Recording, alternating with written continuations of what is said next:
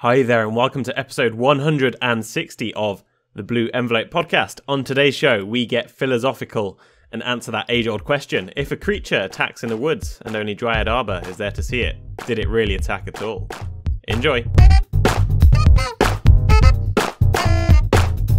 And joining you today, you can be damn sure there's nothing hiding in his lands. With lands in front of creatures, there's no need for any bans. That is Mr. Neil Rigby.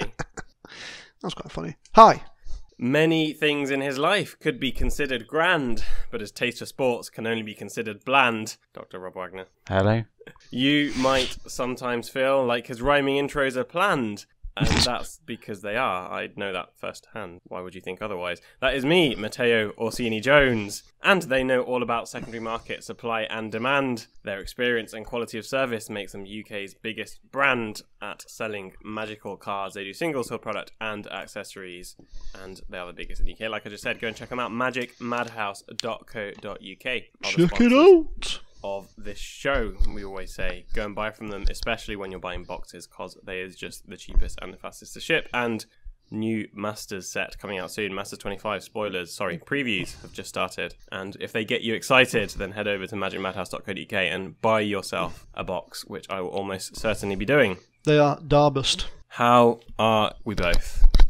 Spectacular. Thank you for asking. How are you? Yes, I'm well. I still have a bit of a cough that I'm trying to shake, but I'm going to tactically mute myself at opportune times. Okay, sounds reasonable. Good. Shake it, cough. Thanks. Exactly. How are you, Rob? I am alright, thank you. Good. Matt's not with us this week because he strangely has a job. I'd never thought I'd say that, but no. Matt has a job and apparently can't handle doing two things in one day. So... He's working 9 till 5, and obviously we're recording this at 5:45, but that's not how things work in Matt's life. No. Matt cannot do one thing and then another thing, both of which are planned. It just doesn't work. No. But yeah, magic. Neil, you've been magicking quite a lot, haven't you? You're still streaming strong? I'm streaming strong. Still, you're doing like PTQs now, aren't you, rather than Pro Tours or fake Pro Tours? How do you mean? I don't understand. I just saw you streaming a PTQ. Oh, okay.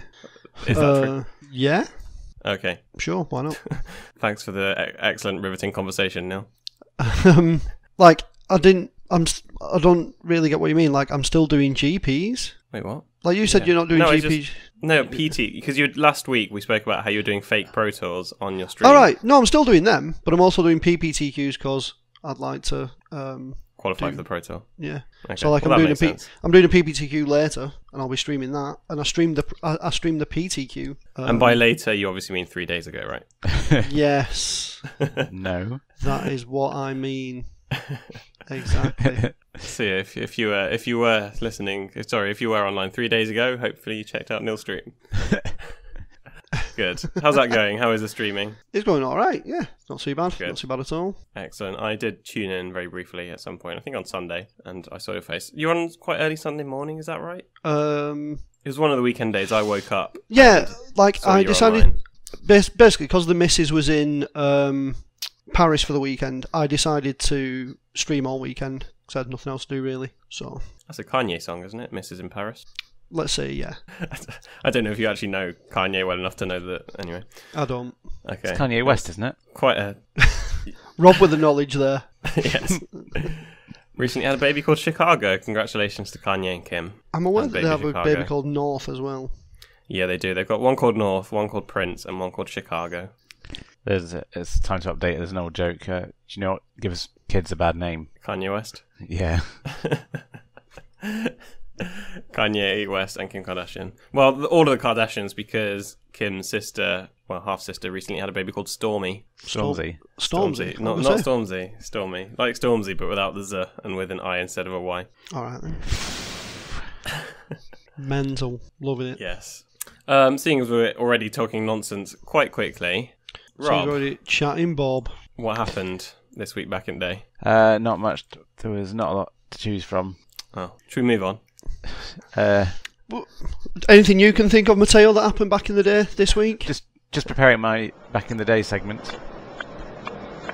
All right. The thief needs to draw threats.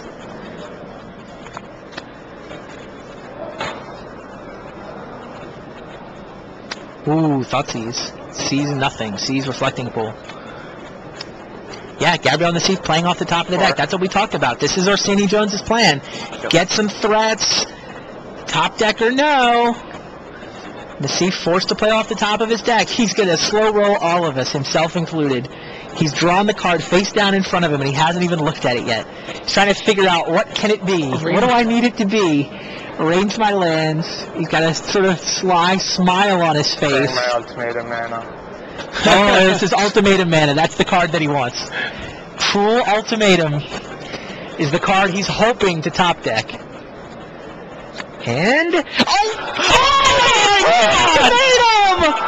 Off the top! Wow! He arranged the mana in the shape of the one spell that he had to draw. Form of... Oh my goodness! Form of Cruel Ultimatum. Yeah, Matteo? Yes, sad memories. Very sad memories. I'm not sure what tournament you've chosen this week, though. Can you? I'm not sure if that was clue enough for me to work it out. So Matteo hasn't mentioned this before, but he actually top 8'd a Pro Tour. No, did I? Really? Yes, this was 9 years ago, I think, if my maths checks out. Yes, indeed, as it always does, Rob. When you were a sprightly 12-year-old. Give or take. It was Pro Tour Kyoto. It was straight out of... Was Kyoto? Conflux in, or was Conflux about? Was it just Shards of Alara? Yeah, it was double set. But there was, but it hadn't got as far as Bloodbraid Elf, which has just come back into modern. But it was all the Lorwyn block, and then obviously the core sets, and certainly because Cruel Ultimatum was a big hit, that was included. And I don't know if Gosh darn it. Conflux should have been included, but I just can't remember any really significant cards apart from like Noble Hierarch. Yeah, Conflux was included, and I know that because I remember drafting 5-color deck that played 2 Fusion Elemental in this Pro Tour. Too few. Jin Elementals. Too few lands. Too few Yes. Jin Elementals. And if anyone wasn't playing that set back then, Fusion Elemental was a white, blue, black, red, green 8/8, I believe. Vanilla 8/8 for Wooburg. Wooburg. Yeah, the Conflux didn't have a significant effect. It was the odd card. There was like Celestial Purges in the sideboard.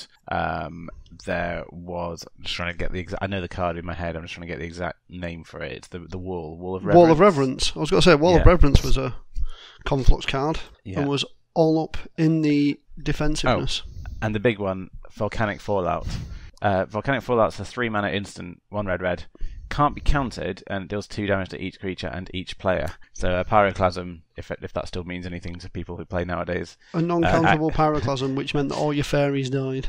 It Not was that I was like bitter in any way about all the fairies dying. Because I was at this Pro Tour. I didn't top 8. Cannonade? Is that the word? Yeah. Yeah, Fiery Kozilek's Cannonade. Return might be one to call too. Yeah. So that Kozilek's Return has had a big effect in Standard, and the Pirate's Cannonade hasn't. So it really is a contextual card. Well, this was absolutely the right time for this card because the main deck that people were gunning for was blue-black fairies. Played a lot of Bitter Blossom produced a lot of tokens. The deck played a lot of counter spells, and Bitter Blossom also lost the and Thoughtseize also lost the bearers a lot of life. So if you could get ways to clear all the boards, clear all the tokens off the board, and deal your opponent a bit more damage, whilst also having them not be able to stop you from doing it, those sort of combined to be the ideal card people were hoping for out of Conflux, and sure enough, Volcanic Fallout was the exact combination that people wanted. Yeah. And it was effective. It wasn't as effective as people thought it would be. It was really good, but people thought it was just the end of the world kind of level. Well, I think non-Fairies players thought it was the end of Fairies, and Fairies players thought, yeah, sure. I'll just work my Fine. way around it. Oh, that's annoying. I'll still miss Bone Cleat Q. Yeah. Yeah, exactly. It was mildly annoying, though. It was basically one of about 4 different cards that were printed specifically to hate Fairies out of the format, and none of them succeeded. The others being, of course, Cloud Thresher, the Stag, whose Great name Sable I can't Stag. remember. That's the one, Great Sable Stag.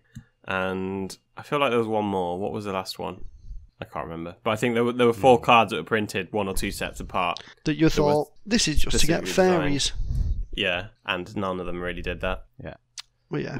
Cloud Thresher was it was printed by this point, wasn't it? It was the block Yeah. before that. It was in Lorwyn, yeah. Because I'm just looking at Nissy's winning list, and he's got 4 Volcanic Fallout, but he doesn't have any Cloud Threshers, which is interesting. No, well, so when this 5-color control deck came out, I know this because I played this deck a lot. I love the whole the Vivid Creek Reflecting Pool mana base. Can I just have a quick in? Yeah. Like, I love that it's like, he's playing 4 Volcanic Fallout, but in his 5-colour deck, this is how good the mana was back then. It's like, in his 5-colour deck that is playing Volcanic Fallout and triple black, double blue, double red, Cruel Ultimatum, he doesn't appear to be playing any of the quadruple green and 2 Cloud Thresher, and you're like genuinely surprised by that. Not like, of course he's not playing that fucking ridiculous quadruple green card.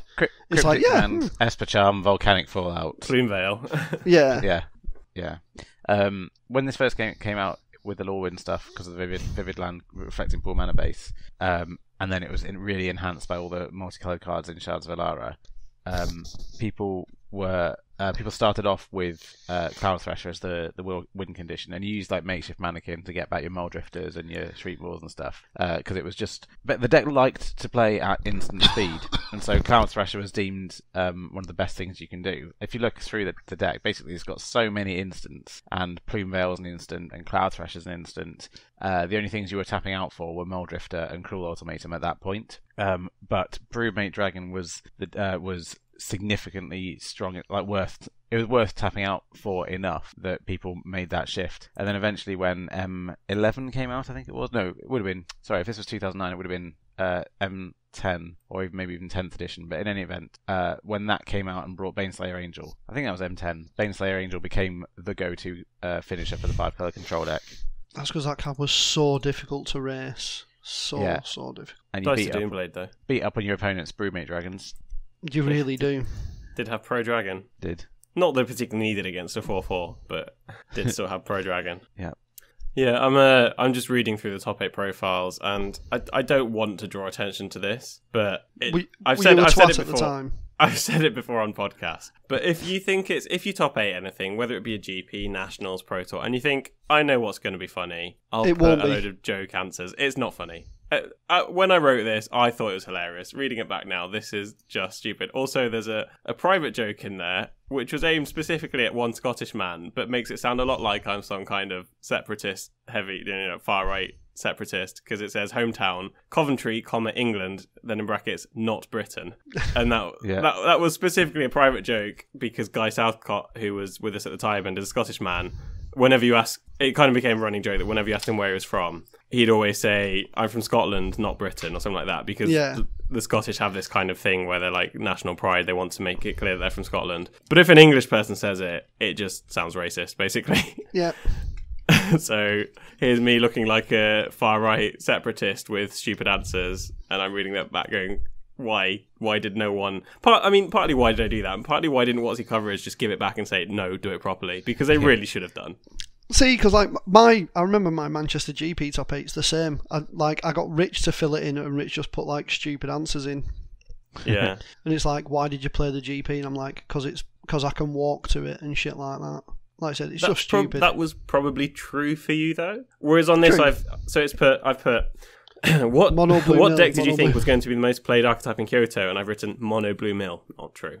What is the worst matchup for your deck? Mono Blue Mill. Ha ha ha. Brackets. Was feeling lucky. Also not true. What was your draft strategy? Draft Mono Blue Mill. Ha ha. Aren't I funny? Ha ha ha ha. Then I put in brackets, didn't get past enough Cathartic Adept and Ranger Vios for it to work. Then in brackets, Splashing White. It's fine. It's just ridiculous. Why did I write this crap? It's not funny. Because where it says age, it says 18. Yeah, which is also not true because I was 12, like you said earlier. Yeah. But you had to fake ID, so... Another mistake Coverage made was making us all jump for the top 8 photo. I don't know if you guys are looking at that page. Yes, I am. Yes. This is not... This is an awkward photo, I think, is a very simple way of describing it. There's half of the top 8 are not getting much air. We'll put it that way. Could possibly have rather than just taking one shot and hoping it worked out, maybe take a few and pick the best one. Yeah. Or at least get them to get you all to stand on the step and jump from there. So at least you look like you've got more than... Like, how are you even jumping? Are you, like, it looks like you're just stood on the step. and have just like thrown your arms up. I think we actually did jump off the step. It's Oh just my that- god. Yeah, we still didn't get much air. Cedric, Luis, and Brian Robinson, who's less well known, and I are all. Let's just say there's a correlation with the amount of air we got and the amount of Your BMI. yes, our BMI. Nassif and Jan, what was his surname? Jan Royce? something. Jan Royce? Yeah, Jan Royce. Nassif and Jan Royce, both very svelte gentlemen, are unsurprisingly jumping the highest and making it seem quite easy. So yes, lesson learned for WotC coverage: don't let them do stupid answers, and don't make a bunch of fat guys jump in the air, especially when stood next to some not so fat guys. Yeah, like Nassif's getting some proper air there. Yeah, and Jan's doing a little like panther pose or something. He's Yeah. doing like the animalistic equivalent of blue steel. He's got like claws out. Yeah, he was like 9 years early for the Black Panther preview. Yes. You got a feature match in round 10 as well, I see. Is this a joke? No, you did. Oh no, I did. Yeah. Okay. Kept a one-land hand with 2 cyclers and got there. You just didn't want to mulligan to 5, apparently. Yeah, I think that's fair. What a guy. I'm not sure if I think I might have even kept 7 in that. Don't know. Didn't want to lose 5. Kept 7. Yeah. Rob was just predicting the future. Definitely would have mulliganed again. Oh no, it did say I didn't want to go to 5. Maybe I lied though. But yeah, it was. I just remember like, it's Shuhei. I'm gonna need to get lucky to beat him, and then I got lucky and beat him. You can also see in that Richard Bland. Yeah, well, I was going to say that, but also I was going to say, if you look that at the Dan? sleeves that I'm lifting Oh yeah, slightly, your Pokemon sleeves. those Pokemon sleeves that I used in that tournament set a precedent, and they are no longer allowed at official Pro Tour events. Yeah, thanks, Matteo. Because, yeah, they are not... Yeah, they're promoting another game. I mean, that's not why I was using them. Obviously, I was using them because I was 18 and liked Pokemon. Yeah. But Were they Whereas flavoured now you're sleeves? 30 and like Pokemon. yeah, no, 27, thank you. were they flavoured sleeves? I don't understand. You look like You trying look to like- eat them. Yeah. Oh, okay, I think I was just getting hungry. And I was Dick Barn in the background looking on longingly. running low on Pocari sweat at the time. Which I think which you never seem to remember was what I went and got for you all the time when you were in the top 8. Thing is, you weren't the only one. So, like, I remember people getting me Pocari sweat. I didn't remember that it was you because I'm pretty sure at least 2 other people also went to get me Pocari sweat. Adverts for Pocari Sweat. Yeah. Hashtag branded content. Hashtag advertisement. Yes. Yeah. This I made mean, made with maple syrup, isn't it? yes, indeed. it might not surprise you to know that I really liked the formats involved in this Pro Tour, specifically the draft format. Which I really went like the draft 6-0 at. format. The draft Yeah, It it's format was was just 5 colours is just so fun to play. Anyone who hasn't truly experienced a 5-colour draft format is missing out on life. Go back and draft either this format, which was Shards Valara, or Khan's Tarkir was a pretty good one, and just experience the joys of 5-colour draft. Original Ravnica is another one where you could draft 5 colours quite easily, and yeah, it's just a joy. I don't know why they keep making these like hyper-aggressive 2-colour formats, because they're just not as fun, and it's not just me that thinks that. Someone back me up. Yeah. How about you? Good. I did a Ixalan sealed online the other day, and it was pretty miserable. Sealed, I think sealed specifically for Ixalan is just miserable. I don't know what it is about it, because the draft I think splits opinions. Yeah. And I'm one that actually quite likes the draft. I haven't actually played it in a few weeks, maybe even months now. But I actually quite liked the draft format when I was practicing a lot for GPs. But the sealed, it's just, no one likes it. It's just terrible. The thing is, it's difficult because because of how the format is, the sealed pools have like huge amounts of variance. Because usually I'm like a huge advocate of no, you can almost always build something that can get you a winning record and what have you. And even if you've not got like bomb rares, you can just have good uncommons or a couple of the good commons and get there and what have you. But it feels like in this where there are some pools where the cards do so little if they're not doing synergy that you can just end up with just like an unbuildable pool where like your only hope is to go 5 colours with the best Yeah. 5 cards in the best 4 cards in each of your colours and a couple of artifacts, and then 3 of each land and hope for the best. Because, like I said, your 1/1 unblockables and your 2/1 pirates and things like that aren't doing anything when you don't have any of the payoff cards. And these I Yeah, go on. I had two of the red rare dinosaur, like the 6/6 that cast spells, and I had the dinosaur tutor, the red creature. Yeah. And no other playable red cards. So I obviously splashed them just on the hope that it would work out. Yeah.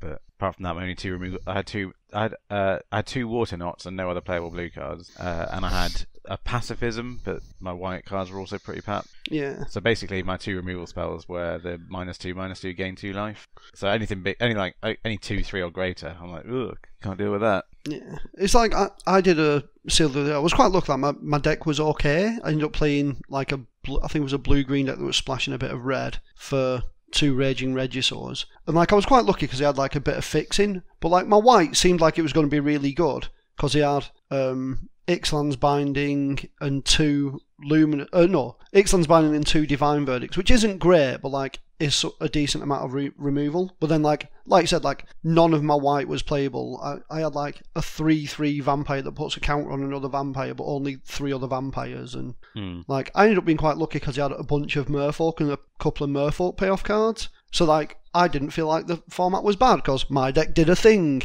But if your deck doesn't do a thing, you just end up playing with a bunch of underpowered cards. And I think that's why the sealed format feels so bad. Because like in the draft format, you obviously get a bit more agency over what you take and what you try and play. Agreed. Yeah. Can I just check before we go any further? Neil, can I just check? Are there any creatures hiding amongst your lands there? Before I attack you? Yes, there is. I was hoping you wouldn't notice. So yes, this is me very unsubtly moving us on to the next discussion point. The combat step, presumably. Which discussion point? Discussion point, which will block your menace creature. So yeah, if anyone hasn't seen what's happened recently, there's been a lot of furore. Is that how you pronounce that word? I'm never sure. Furore. Furore. Surrounding one particular card, not just that one particular printing of a card, that card being Dryad Arbor, and the particular printing being the From the Vaults version, which looks a lot like a forest. And this has been the case for a while. It wasn't printed recently, but as with many things, it takes a high level pro, or a kind of pro with, that's well known, to really expose a potential issue and something that potentially needs fixing, either with the game or the community, or blah blah blah. And I believe, Neil, you were there at the time of happening, so maybe you can tell us what exactly I'm talking about. What's happening is Gabriel Nassif is playing against his opponent, whose name I can't remember. He's playing Bogles, and he's not looking great for Gabe, and he's going through a couple of lines in his head of what he can do.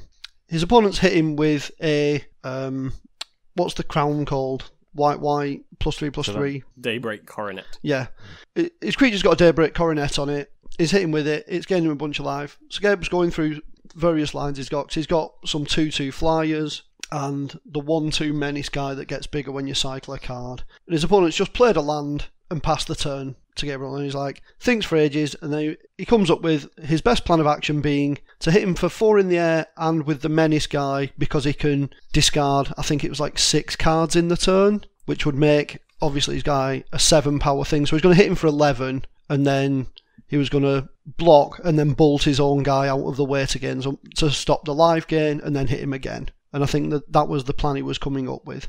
And then the problem with that is the land that his opponent's played is a Dryad Arbor, the From the Vault Realms one. And he's just put it down with his...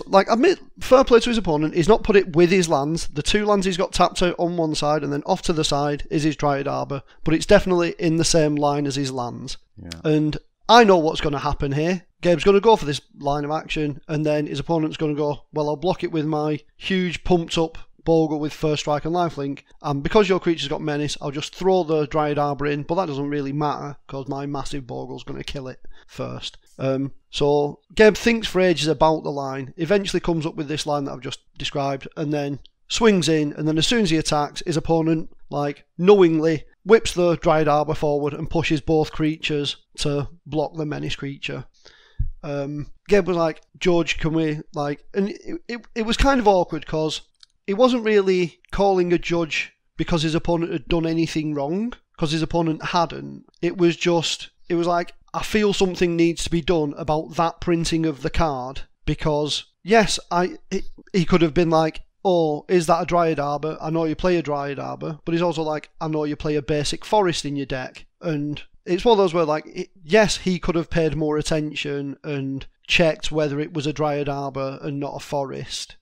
But it's sort of one of those things where it's like, you don't want to have, like, there's already enough to think about in Magic. Yeah, like the social convention is, if it's a creature, put it in line with the creatures, even if it does happen to be a land. That's what people do when they activate like Tar Pit or Colonnade or something. But the thing is, they do keep Tar Pit and Colonnade back in their lands when they're not activated. Yeah, so, the key difference though is that they do not look anything like a basic land. I understand that, but like, and also while they are creatures, they're in with the creatures. While they are not creatures, they're in with the lands. That's fine. Dryad Arbor, since it always is a creature, should be in and among the creatures. I'm not disagreeing with that bit, but like, when it comes to the argument of he should be paying attention, it's like, well, when your blue-white opponent's just got 12 lands untapped, and he's like, yeah, off you go. It's not like they set the colonnades on one side or anything. The colonnades are just in the land. And admittedly, yeah, they go, activate the colonnade, move it forward. But you need to be, like, paying attention to the fact that colonnades are there. But anyway, going back, like I said, he calls the judge. The judge is like, it's a magic card. Like, it's a legal printing of the magic card.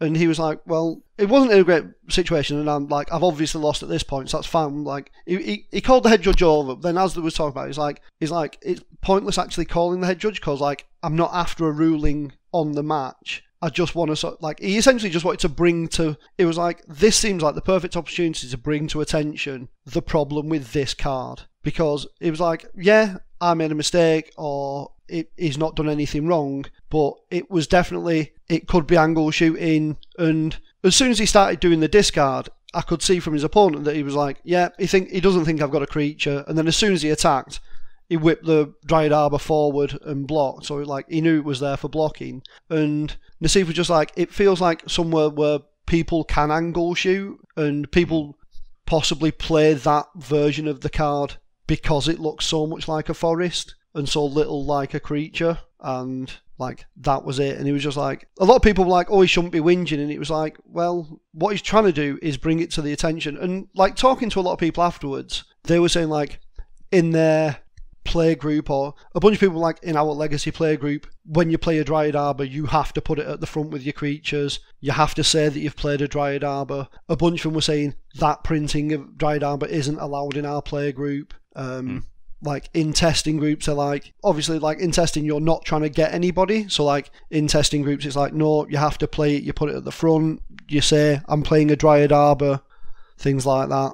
And then, but like obviously this sparked a lot of conversation. It's tricky, isn't it? Because a lot of people are saying his opponent was being shady in the scenario, but kind of like you said, the land was off to the side. Yeah. So I don't think his opponent was doing anything particularly shady in that scenario. However, there's also he wasn't being as obvious as he could be. Yeah. He wasn't being as obvious as he could be, and also, I don't really think there's any reason to play that printing of Dryad Arbor unless you're opening up the opportunity, the possibility. That might be the only one you've got. Shady. Yeah, I've only got one Dryad Arbor, and it's a Realms one. Okay, then maybe that's not true. But like, it was one of the easiest ones to get at the time. I feel like some people would be playing that version. But like Dryad Arbors are a tenner. People. What's that, sorry? Dryad Arbors are a tenner to buy. Yeah. So it's like, if the only one you've got is that one because you bought From the Vault Realms. Yeah. Because like From the Vault Realms was a great deal to buy at the time if you got it for retail. So yeah, so it's tricky because then a lot of people are saying we should ban that version. I don't really think that's the way forward. A lot of people are saying things like, oh, he should like print alternatives and just redistribute them. Like you should be able to send it in and get a new version, maybe with like text printed on it so it's more obvious that it's a creature. I think this is all a bit silly. Another alternative I've seen is that you have to announce any card you play that isn't a basic land, so you'd have to say Dryad Arbor. I feel like there may be already a rule that follows those guidelines, but then like what if your opponent's foreign? What if they don't really have very good English? What if they're, to be be really ridiculous? What if they're mute? What if whatever reason they can't tell you they've got a Dryad Arbor? And put it in the creature area. Yeah, and that also, like I said, that also feels a bit like it's kind of punishing the many for the sins of the few. It's like the teacher making the whole class write an essay just because one kid left a dead mouse on their chair. Like, the other option is put it with your creatures, but then what if you have, like you're saying, does that then cover manlands that aren't automatically activated? Should they just move around between zones, or should they always just be with your creatures because they have the potential to be creatures? Yeah, I think it's quite clear cut just to say those permanents which are creatures should be separate from those permanents which are lands. Yeah, but lands but not creatures. And so the colonies and the creeping tar pit will jump in and out, but it will solve the Dryad Arbor issue, and it would also solve another issue which bugs me. Have you seen when people put like Birds of Paradise and Llanowar Elves among their lands? Yes, I have seen people do that, annoying. And that's annoying. And have you seen people not even accidentally not bin those creatures when a Wrath of God gets cast? I think I have actually not binned my own creatures when Wrath of God is cast, as in my early days of Magic, because I was keeping them with my lands. It's easy to forget. I'm not gonna say anybody has cheated. Probably somebody has, but I wouldn't want to accuse any individual of cheating. Yeah. But it is easy to forget if your creatures which tap for that mana and don't really do anything else are among your lands, which used to be a perfectly accepted thing to do. It's easy to forget that they die to stuff like Pyroclasm, Wrath of God, Volcanic Fallout. Something similar happened at the same GP where somebody ultimated their Liliana of the Veil and split their opponent's permanents up, which I personally think they did a bloody awful job of, but that's beside the point. They've got the Spreading Seas. They've got the 2 Spreading Seas, because the Spreading Seas were over on their lands, and they didn't really think about it. Like, not that would have made a massive difference at the point in the game, but it's another case of cards not being where you really think of them. Yeah.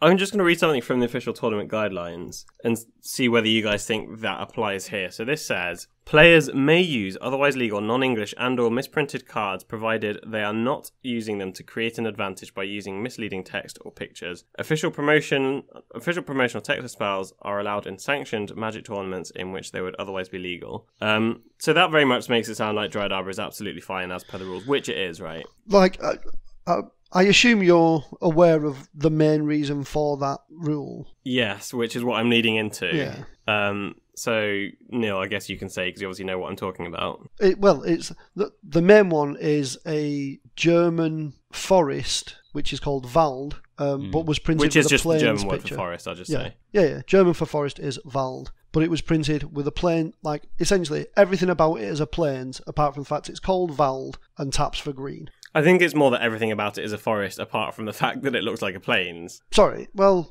whichever way you say it, it's like... Yeah. Yeah. Which is kind of the exact same thing here, because it's like everything about this card is Dryad Arbor, apart from the fact that it looks nothing like a Dryad Arbor. So surely if that particular... So forests, in German forests are not banned from tournament play, but one specific printing is. So then people are saying, why can't we just ban this specific Dryad Arbor? Because it looks exactly like a forest. I've actually just got the video up in front of me, and I'm just going to screenshot it and send it to you guys. Like, admittedly, this isn't great resolution. Well, no, we haven't achieved anything yet. But you tell me whether this does or does not look like a forest from when viewed from above. And this is obviously a leading question, but that just looks like a forest, right? You would never look at that board, even if you knew Slippery Bogle. the card underneath or to the right as you look at it of Slippery Bogle. Unless you knew specifically that we're talking about a player having a Dryad Arbor in play, you would not look at that and think anything other than a forest. And the issue I have with some people saying, "Oh, Nassif should have paid attention. He should have checked his opponent's lands." The thing is, Nassif did pay attention. He did look at his opponent's lands, and all he saw was a forest. It's not like Nassif just attacked without checking his opponent's board. Nassif looked at his opponent's board, thought they've got one creature and 3 lands, saw a forest, and thought, well, I can attack safely into that. Yeah. So Nassif isn't getting punished for being sloppy. He's getting punished because this card looks like a forest. It's not a forest, but it looks exactly like a forest. Because the thing is, you look at it and you go, that's a forest. And then it's like, you can look closer and go, oh, hang on, it's got a power and toughness box.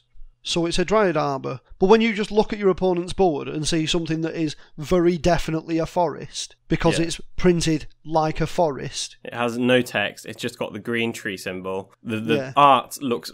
It's just a bunch of trees. Like, unless you look closely, you'll notice they've got faces, but from a distance, it just looks like trees. Yeah.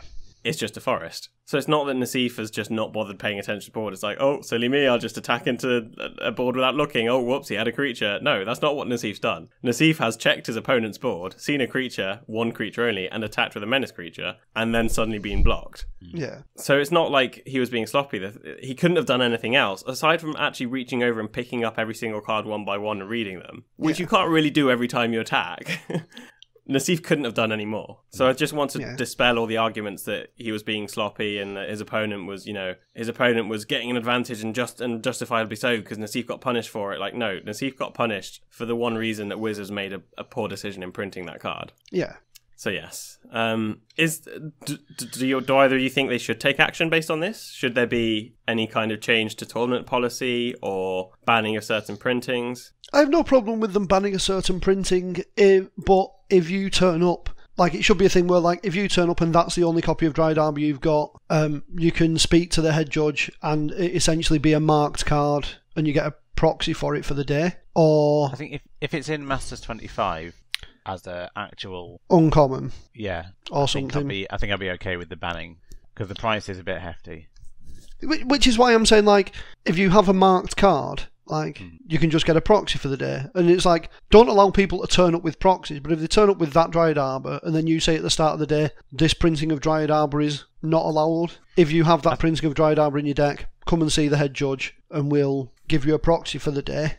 I think I'm still just happiest with the idea that if a just put it at the front is a creature, it has to be separate from those permanents which are lands and not creatures. Yeah. I don't know the answer to this. Maybe you guys do. Are there any guidelines at the moment that say where you should and shouldn't play creatures? You have to make your board. There's rules. I don't know the precise set. There's rules on coverage. There's rules about keeping your board clear. It has to be easy to figure out what's going on at a glance. So when you see those people whose graveyards creep into their battlefield, and it's like, you are cheating, my friend. There are rules against that. And so when you see somebody who is probably even not realising that they look like they're trying to get an edge, but you can say to them, no, you have to keep those things separate. Okay. But that's a pet peeve of mine, just because I hate cheats. I think that's fair. I think that's a fair pet peeve to have, hating cheats. All right, I think we probably talked this Dryad Arbor to death. So I wanted to... Which is a shame, because then you wouldn't be able to block with it. Way. So on a similar note, the City's Blessing is a mechanic that I have a problem with. Rob, I'm playing against you in a game of Magic. You play, let's say Golden Demise, 1 black sorcery, all creatures get -2/-2. If you have the cities, it's got Ascend, so City's Blessing, blah, blah, blah. Only your opponent's creatures. At the time you cast it, you have 10 lands, but no creatures of your own. I have a bunch of 2/2s. I bin all my creatures. Actually, let's say you have a bunch of treasures that later get sacrificed. So at the time you get City's Blessing. Yeah. When you cast a card, do you say you have the City's Blessing, even though it's not relevant? Do you put something into play? What do you do? I've yet to physically play a card which involves the City's Blessing. Hypothetically, what would you do? I would announce it straight away. Neil, what would you do? It's an awkward one. I don't know.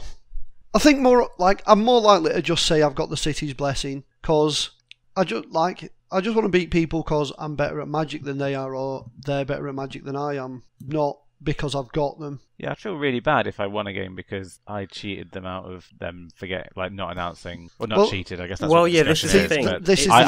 I feel like it's cheating, and so I would feel bad about it. This is the thing, it's not cheating. Because it's quite interesting that you mentioned it, because by the rules, but... at the first limited GP I did, one of the judges came up to me and was like, can I just ask what your intention is with the City's Blessing? And I'm like, we have a bunch of City's Blessings tokens, and if the players, they'll be at the side of the table. If the players want them, they can have them. They can use them.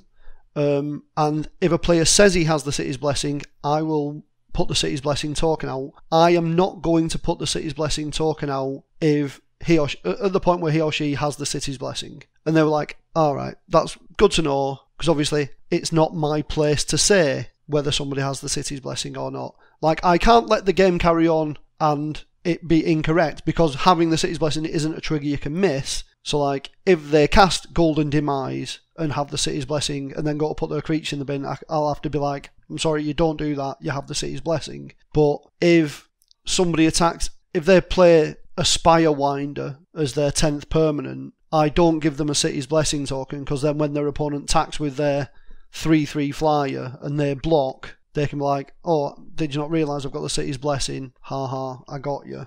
And the reason it was brought up is because the week before at the GP in America, the person doing my job was just putting the City's Blessing tokens out immediately, and a lot of the pro players weren't happy with that because you were giving their opponent information that they didn't necessarily have. Yeah, I won't name any names, but no, I mean, again, without like, naming names because I don't know who they actually are, but I would hazard a guess that it wasn't the pro players in what I would consider pro players. It was the players who are maybe, aspiring pro players running the SCG circuit, but not quite the Pro Tour. Because that's exactly the kind of players that will generally, will generally try and gain these edges. And the City's Blessing annoys me for two reasons. Partly because the way it's implemented is stupid. That the fact that you don't have to announce it. Partly because it just lets these kind of players who think that kind of edge is worth having try and gain that kind of edge. And it's. So, I actually had a little bit of a rant about this player on another podcast. Again, I won't name the name for that reason, but this same player at a PPTQ I played this year, basically I heard him saying, I never announce City's Blessing, and then telling his opponent who was a bit less experienced, you should never announce City's Blessing. There's no reason to. You just gain an advantage by not announcing it. And he acknowledged that the mechanic is stupid and that WotC shouldn't have printed a mechanic that allows that. But he said, you should never announce it because there's no benefit to it. You get to the point where it's relevant, and then if you don't have 10 permanents anymore, you say, oh, by the way, I have the City's Blessing, and if your opponent disagrees, you get a judge to count back. But until the point where it's relevant, you don't announce it, and even then, you don't put something to play to say you have it in case your opponent forgets again. This was his logic. And I just hate that so I can't put into words how much I hate this about competitive Magic. And how players will not just play that way, but lecture their opponents into saying this is how you should play Magic. Because this isn't how you should play Magic, in my opinion. No. Magic should be a game where open information is open, hidden information, i.e. your deck, your hand, is hidden, and that's it. You don't try and gain edges by playing a Dryad Arbor that looks like a forest. You don't try and gain edges by having City's Blessing and not announcing it. You don't try and gain edges by throwing your opponent off mid-thought by saying how many cards in your hand. No, you play the game that is in front of you. You gain edges by playing well, by drafting well, by putting the right cards in your deck, by sideboarding well. Yep. One of the things I find insane is because there's a couple of players where I've had conversations about this with judge calls and things like that, where they're like, oh, you should always call the judge, and you should always call the judge when something goes wrong, but they're calling judges on literally anything, where their opponent goes, oh, tap these lands, hang on, I'll untap these, they're like, call the judge, and all incredibly minor things that just don't require judge calls, because they're just your opponent obviously just tapped 4 mana for his 3 casting cost spell because he taps black, he tapped black white, and then goes, oh hang on, it's Golden Demise, tap a black and wants to untap a white, and it's oh no, you've already tapped that white, and things like that. And It always makes me laugh because these are never like you said with the top SCG players and what have you, it's rarely the players that are constantly on the Pro Tour and constantly doing well at making GP top 8s and stuff. They're the people that feel like they should be able to, and that they shouldn't be losing to these players who are worse than them. So they're trying to get every edge they can against those players. And it's if you just spend your time practicing and being better, trying to get better at Magic, rather than trying to work out all the angles you can get that little bit of an edge, you'll actually just be better at Magic. Don't worry, if you just go, alright, I've got the City's Blessing, and put it into play every time, and not worry about, trying to work out whether you'll be able to get an edge if you don't tell them you've got the City's Blessing. But I need to remember what's gone on so that in 2 turns' time, when they've killed all my creatures and I play something with City's Blessing, I can go, oh, I've got the City's Blessing, don't forget, because I got it 4 turns ago. Just actually practice more, get better at the game. Get a life. Yeah. Play like Reed Duke. Play like Kenji Samura. Yes. Yeah. Remind your opponent of their pacts. Yeah. Whoa, don't draw a card, pay your pacts. Yeah. Still going to beat you anyway. Yeah. It's if you beat me because you're better than me, that's fine. I don't want to win just because you've got a bit of a dodgy memory, or I didn't tell you something that was open information but we missed. Yeah. Yeah, there you go. Mini rounds over. Yeah, which is why you should announce your Dryad Arbor. You should play it with your creatures. and which is why you should announce your city's blessing, even if it's not relevant in time. And like, you don't have to use a token. I'm a bit of a soccer player. I don't always have a city's blessing token, but I will still say I have the city's blessing, by the way, when I play a creature. So my opponent knows I have city's blessing, so they don't attack with their 4/4 into my 5/5 horse because they think it's a 3/3. Because like, if my opponent does that because they're, if my opponent attacks into my 5/5 with their 4/4, I have no, and it says 5/5 on the card, I have no reservations with blocking and quietly laughing at them because they're just a bad player. Play like it's Magic Online. That's not the way to play. Yeah. And like having said all this, how do you guys feel about the pen trick? Because that is actually something I do, and it does actually work, and it feels good when you do it. But I feel like that's a different kind of trying to get your opponent. I'm not sure why. I'm not sure if I can justify that. I was going to say, I'd be impressed if we can justify that. Yeah, the pen trick, just for anyone who doesn't know, when your opponent is considering what to attack with, if you pick up your pen and sort of hold it near your life pad, it's silly, but it actually works. They will often then think that means you don't have any tricks or any blockers, and they'll just attack you. And literally all you're doing This only is picking really up your works pen. if they've got like one creature. It's like if they're thinking about what to attack with like a bunch of creatures against a bunch of creatures, it makes no difference. It's basically one of those things that works when you've got they've played their 3-drop. You've gone, I'll play my slightly smaller 3-drop with 1 mana left over because I've got Skullduggery. And then they go, think about attacking. You pick your pen up and they go, attack with my 3/3. And you're like, kill your 1/1, give my guy +1/+1. Oh, look, lol. Yeah, got you. I've actually just thought while you're saying that how I can justify it, and it's actually quite an obvious way of justifying it, because with a pen trick, all you're doing is bluffing cards you do or don't have in your hand, and bluffing is part of Magic because there is this hidden information. Whereas in the case of Dryad Arbor and in the case of City's Blessing, there's no bluff involved. It is open information. You can just look at the board and work out, whether you have the City's Blessing. There's nothing to do. There's no bluff to be had. Whereas with the pen trick, all you're doing is basically bluffing to your opponent and saying to them, I don't have anything in my hand. You might as well say it to them. You might as well say, attack me, I have nothing in my hand. It's basically the same as picking up your pen. So if you say, attack me, I have nothing in my hand, and then they attack and you do the same, is that okay? What do you mean and I do the same? And I kill their attacker? Yeah. And then you Yeah, block I would it. absolutely do that. So just full on lying to your opponent. Lying about hidden information. Yeah. I think that's fine. But it is a lie. But if your it's opponent... I'm aware you're lying. It's different to, can I have priority? Okay, go to your next main phase. Yeah. Which is another trick, if people don't know, is where you try and force... I don't think people do it anymore, but it's one of those things... They changed the rules so you Wild can't West. even do it anymore. Yeah, you can't do that. Yeah, okay. Well, back in the Wild West, people would basically, while their opponent's thinking, just say, can I have priority? And their opponent's like, what? Yeah, I guess. And they're like, okay, pass priority, next phase. You can't cast your creature anymore. We're like, what? I don't understand. And it was just a way of trying to catch people. But I think lying is fine if it's about hidden information. In the same way that if your opponent says, if I attack you, do you have the removal spell? If you had it, you would say no, right? But it doesn't mean you don't have it. And that's just, at that point, you're just kind of like having fun with your opponent. And I don't think anyone there would honestly ask you, expecting a straight answer, do you have the removal spell? No. And that's why I can justify the pen trick and like lying about what's in your hand versus hiding the fact that you have the City's Blessing, or hiding the fact that you have a Dryad Arbor, or just similarly hiding the fact, hiding your creatures amongst your lands if they're Llanowar elves, or similar things like that. Is that are you okay with that, Neil? I'm okay with the words that you said being words and sentences. I'm not sure Okay. I'm okay with the moral implications. So you would never lie about what's in your hand, is that what you're saying? I'm trying to think if I've done it. I think you must have done.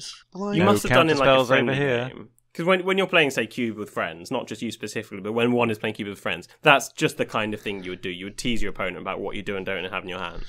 But in a tournament I don't think setting... I do. Really? Yeah, I just don't But think that's I like do. the whole fun of casual, isn't it? Just like saying nonsense and getting your opponent to do stuff that you wouldn't be able to do in a tournament setting. No, not anymore. The whole fun of casual nowadays is casting 8 mana sorceries. See, don't like understand. in casual maybe, but like EDH. Oh, I see. like casual's different to tournament play, but like no, I still don't think I do. Like I think that's because the thing is possibly your nobody personality. asks, and like I'm not just gonna like offer up a lie.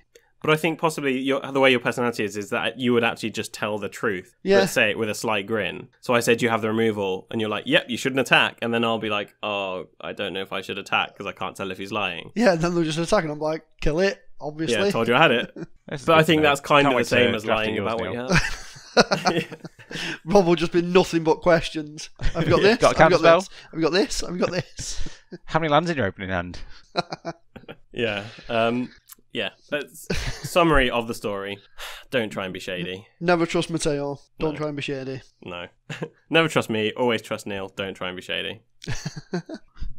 Let's not get carried away Yeah. with the always trust Neil. But okay, Are we done talking about this? yeah. I think we Yes. are. Before we get to the wrap ups, I have an apology to make. That's okay. Yeah, yeah, you do. So it's not to you guys. It's to Channel Fireball. Well, I think we all owe Channel Fireball an apology. Yes, but only you. But specifically me. So we had a little rant a few podcasts ago. Hopefully Channel Fireball weren't listening, but hopefully if they were, they're also listening to this. Where we said we weren't invited to Grand Prix London and we didn't know why, and we would have loved to go. So, sorry. Let me just catch my breath. Yeah, we were invited, and I just didn't see the invite. Yeah. In my defense, it did go to junk mail. It was quite a junky email. It had stuff about like calling all influencers and content creation geniuses and things like that. And it's like Which would be nice to be included in if we got told about it. I think basically it had a lot of trigger words that went straight to my junk, and so I just didn't see the invite, which is really frustrating because we would have loved to have done something at London, and hopefully they forgive us. How often do you check out your junk? Not as often as I should, clearly. Every day in the shower. Yeah. So now I know I will start checking it more regularly. But yeah, big apology. And Have you not just added them to your safe list or whatever it is? If that's something I can do, then I will. I kind of added that message to my safe list, and I think that tells it to automatically accept everything from that email address. But yeah, if you're listening, we're sorry. I'm sorry. But in future, if we don't reply to an email, please do get in touch another way. Because it's weird because we had actually spoken very briefly on Twitter where I said, can we, we'd love to get involved. Can we do so? And they said, yeah, absolutely. Expect an email soon. And then you went about your business not expecting an email. Well, I was expecting an email. I just didn't think to check for it in other folders. I was waiting for it and never received it. I didn't think anything of that. Yeah, but I just ask of you, Mr. Channel Fireball Man, if you're listening, if we ignore an email, it may well just be because it might be because it's in my junk. It might just be because I'm crap at replying to emails. So please do get in touch again, please. Having seen photos of your emails when you send them to us, the fact that you have like 1,576 unread emails, it's actually more than that. Do you want to know the current count of unread emails I have? No, check my phone. No, I don't know. I'm not listening. 43,302. Jesus wept. I don't think I've received that many emails in my life. A lot of them are spam, though, but yeah. But they've not gone to your spam folder, have they? No, but Google... But this really Google useful Mail, one that would have been good, that went to your spam folder. Google Mail splits it into, like, main marketing and something or other, and the others are, like, mostly something or others. Sure. Yeah. But also, thanks to... another kind of apology, and thanks for Jethro for pointing out my stupidity. So if you guys remember last week, I had a bit of a rant about one of the questions involving a blue-green card that untaps at the end of turn. Yeah. And I incorrectly said this was a blue-green gold card. It's actually a hybrid card, and that's why the only possible answer was draws at the end step. Draws when it deals damage, and then untaps the end step. Oh my god. Because it's hybrid and it has to therefore work in both monocolours. Oh, not just one of them. Yeah. Okay. So thanks, Jethro, and sorry to everyone for being stupid. But hey, why do I need to fact check anything when listeners always point out everything I get wrong? Hi, and you can just Jethro ask me and I'll get it right anyway. Yeah. Hi, Jethro and hybrid. Yes. And that's enough apologising for me for 1 week, I think. So with that, shall we actually wrap up proper? Yeah. Sorry to see you go. If you want to find us online and send us emails about how stupid I am and how I keep getting things wrong, please do so. The email address you can send things to, which Jethro did recently and which I wish Channel Fireball would more often, is tbepodcast@gmail.com.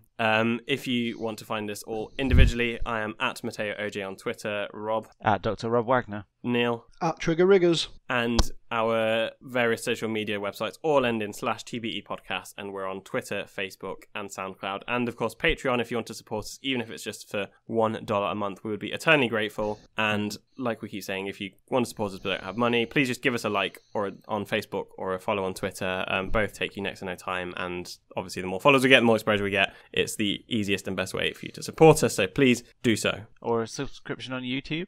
Or a subscription on YouTube, yes, I keep forgetting. I did actually post one episode and then got bored because it got something like 7 listens in a week. Or a subscription on my Twitch channel. Yeah, which is /NR77, is that right? Yeah, it is. I got it right. And that's spelt out, so ENARR77, as in the numbers 77. Or just send me money. Yeah, or just send us money. That's fine too. PM me and I'll give you my PayPal address. Send me some money. My PayPal address is @randomshagpiece. There you go. It's nice and easy to remember. Fair enough, yeah. I'm m_Orsini_Jones@hotmail.com. Nobody cares about that one. Oh, good. With that, should we actually end because we're back to talking crap again? I think we're boss. Why not? Thanks for listening. 200 episodes of talking crap, aren't we? Yeah. Oh, also remember to tune in to Neil 3 days ago and 18 minutes time. He's going to be streaming. Streaming a PPTQ. Tune in on Sunday, though, when hopefully I'll be playing the PTQ. Yeah. There you go. So you can listen on Friday and watch me over the weekend. Good. Lucky you. All right. Anyway, thanks for listening. Bye. Bye.